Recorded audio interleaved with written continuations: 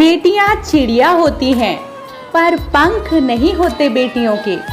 मायके भी होते हैं, ससुराल भी होती है, पर घर नहीं होते बेटियों के। भगवान अब तू ही बता दे, किस घर के लिए बनाई हैं ये बेटियां। एक प्रश्न है आप सबसे, बेटी क्यों पसंद नहीं होती सबको? बेटी के जन्म पर क्यों खुशियां नहीं मनाते?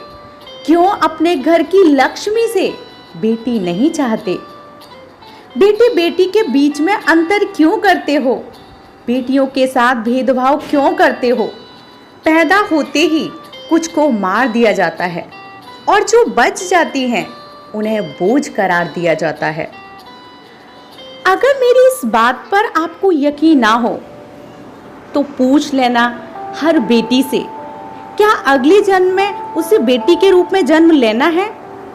आपको अपने सवाल का जवाब खुद ब खुद मिल जाएगा।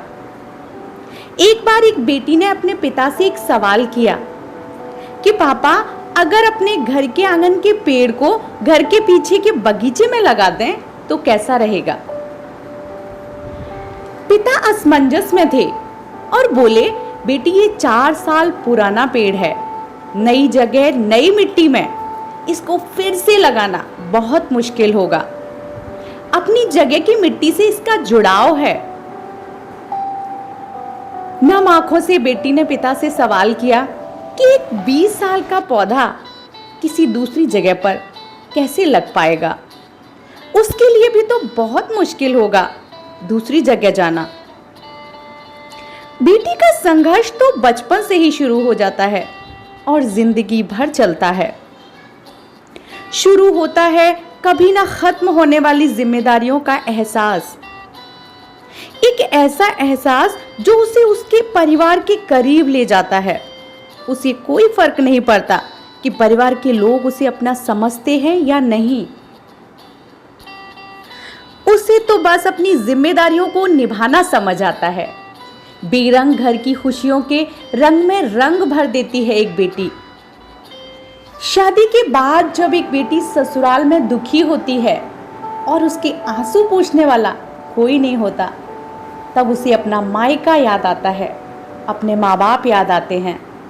और जब कभी वो मायके जाती है तो रुकने के दिन उंगलियों पर गिनकर जाती है। मायके में उसका बैग ही उसे चिढ़ाता है कि वो अपने ही घर में मेहमान बन गई है। पल पल ये बैग उसे बताता है कि तुम्हें यहाँ से जाना है। फिसलते हुए न जाने कब वापस जाने का दिन आ जाता है और जब माँ पूछती है कि कितने दिन रुकोगी, इस पर उसके घाव, उसके जख्म और गहरे हो जाते हैं। वो तो अपनी माँ के साथ ही रह जाना चाहती है हमेशा के लिए, लेकिन समाज, रिश्ते और जिम्मेदारियां इन सब की इजाजत कहाँ देते हैं। जाते वक्त माँ का ये पूछना कि अब कब आओगी, ये उदास सवाल उसे भीतर तक तोड़ देता है। ससुराल से मायके आई हर बेटी से माँ यही कहती है, सारा सामान बैग में ध्यान से रख लेना, हर बार कुछ न कुछ छोड़ जाती हो।